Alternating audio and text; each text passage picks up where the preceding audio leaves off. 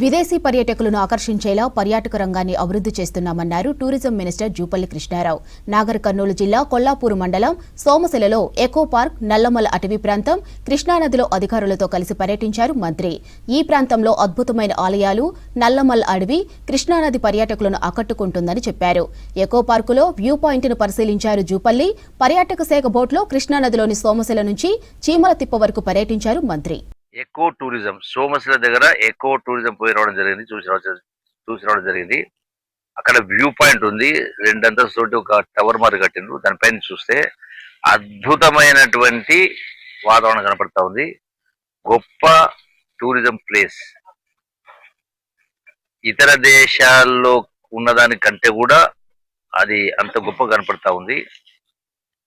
చాలా బాగుంది. ఆ తర్వాత అక్కడి నుంచి మళ్ళీ బోట్లో చీమల దెబ్బ దాటి లోపలికి ముందుకు పోయిన తర్వాత అక్కడ టైగర్స్ వస్తూ ఉంటాయట. అక్కడ కూడా ఒక చిన్న స్ట్రక్చర్ కట్టిండ్రు. చిన్న బోట్లో పోయేసి అక్కడ దాకా పోయి చూసేది.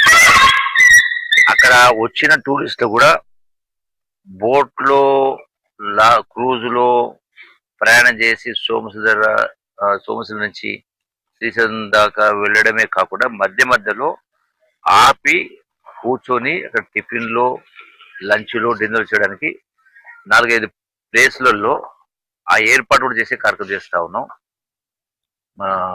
అంటే ఎక్కడ ఎక్సెప్ట్ ఆ మంచు తప్ప, హిమాలయాల మంచు తప్ప అక్కడ మంచు కూడా, ఆ మంచు కూడా ఉండదు. కానీ అదే వాతావరణం, అదొక గొప్ప వాతావరణం ఇక్కడ ఉంది. కాబట్టి ఒకవైపున వాటర్ బాడీ, పెద్ద 150 కిలోమీటర్ల వాటర్ బాడీ, ఇంకో వైపున గొప్ప దేవాలయాలు, ఇంకో వైపున పెద్ద గొప్ప ఫారెస్టు, టైగర్ ఫారెస్టు, మరో పక్క కాళేశ్వరం ఏదైతే మనం మాట్లాడుతూ ఉంటామో దానికంటే అంటే ఆ స్థాయిలో అంతకు మించినటువంటిది పాలమూరు లిఫ్ట్ ఇరిగేషన్ పంపులు కూడా ఉన్నది.